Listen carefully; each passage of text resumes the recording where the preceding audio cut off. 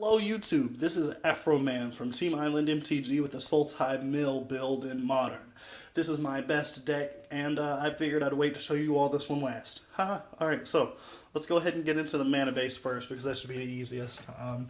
We've got 3 Jungle Hollow, because life gain. We've got 1 Skyline Cascade to slow down the much faster, low to the ground decks. We've got we got 2 Evolving Wilds and 2 Transmorphic Expanse. They essentially do the same thing. 3 Smoldering Marsh and 2 Sunken Hollow, because searching out for lands with fetches is worth the 1 life. We've got 2 Swamp, 2 Forest, 3 Islands. We've got 1 Polluted Delta and 1 Bloodstained Mire, a Thornwood Falls, and a Bloodfell Caves. Alright, let's go ahead and get into this. Pixis and Pandemonium is a 2-of in the 1-drop slot because, being able to tap this and just start exiling guys is ridiculous amounts of fun. And like the title says, it's Pandemonium once you tap 7 and flip it up, but I doubt we'll ever do that unless we just really, really need something. Out of the 2 drops, we've got Transgress the Mind, which is a hand disruption. It exiles something mana cost 3 or greater, and kind of screws over the opponent. We've got Archer's Parapet, the first of our creatures. It's a 0/5, and the whole strategy of the creatures with big butts is we're not running Assault formation, we're running Phoenix, God of Deception, which lets these guys tap to mill. So that's why we've got a bunch of defenders in here. Then we've got Negate and Disdainful Stroke to round out our early game counter magic. Now, if you can look at the ramp, if you saw the beginning of the video, just rewind it a little bit. We really, really, really need to hit all of our land drops by turn 3, because this is where the biggest group of our spells reside, is in the 3-drop spot. We run a lot of fiery, horrible, torturous spells here in the 3-drop spot. So we're going to go ahead and look at the 3 tutelage that we run main board. Every time we draw, we mill, or we force them to mill. This came pretty much out of a standard deck, and I'm not mad about it. This is a good spell, a good enchantment, so I don't mind having it 1 bit in this modern build. We've got 2 Foul Tongue Invocation, which is a murder spell, which gives us life, which is pretty great. We've got Spell Shrivel, more counter magic, 3 mana, and possibly exiling if we do it when they are tapping out. So, that's a good thing. Monastery Siege either slows down a burn deck by making them cast all of their spells with an extra 2 mana, or we can draw an extra card, which just makes tutelage fire off even more. Master of the Feast is a 3 mana 5/5 with flying. The only downside is that our opponent gets to draw during our turn, which we don't really care about because that speeds the milling process. Then we've got Abzan Beastmaster, which lets us draw an extra card if we have the highest toughness on the board. Sounds a lot like a toughness ability that may or may not be held by Phoenix. So yeah, we love big toughness, big butts. We cannot lie. Our last 3-drop is Ashiok, the Nightmare Weaver. Her +2 is amazing. You get to start exiling cards out of their library, which is pretty great. Her minus is really good because we start snatching guys out of exile, and her ultimate is fantastic. It stops all graveyard tricks after we mill them out. Next, we've got our 4 drops. I'll just go ahead and spread these. These shouldn't be... We only have 4. Kiora, old Kiora. We love the ultimate, and she's got a low life, which makes her kind of hard to defend. But her minus accelerates tutelage if that's what we need just to win the game, and her plus is pretty much fog. Jace, we have Jace Architect of Thought, and we have the cruddy M15 Jace, but he still is really good in this deck. We all know what Architect of Thought does. He -1/-0, which stalls token strategies or small creature strategies.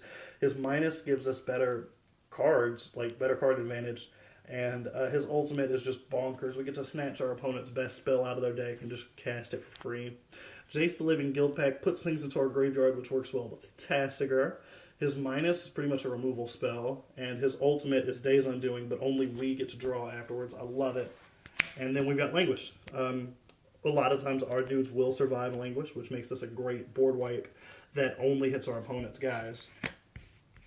We're going to run into our 5 drops. Our 5 drops are not my favorite, but that's where the star of the deck is found. We've got Phoenix, God of Deception, Indestructible, you know, all the Born Journey into Nyx gods have the blue-black thing.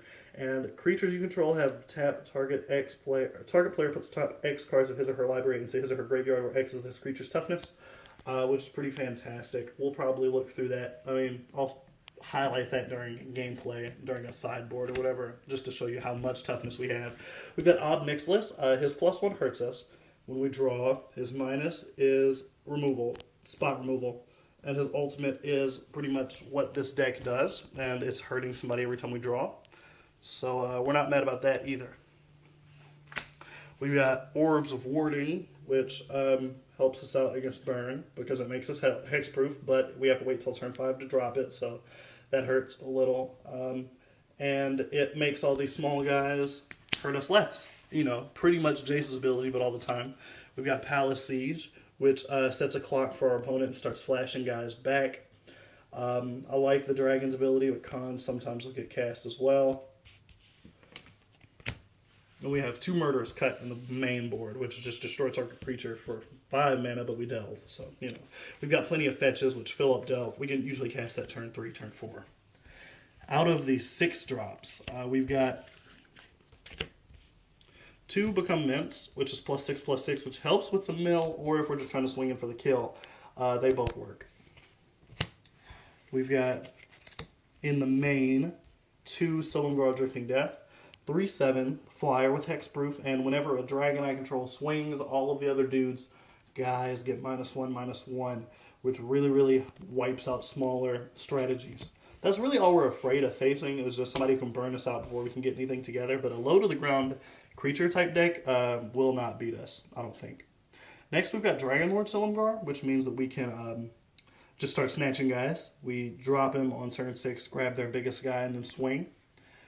He's got Death Touch, so that's also pretty dope. Tasigur is another great card here.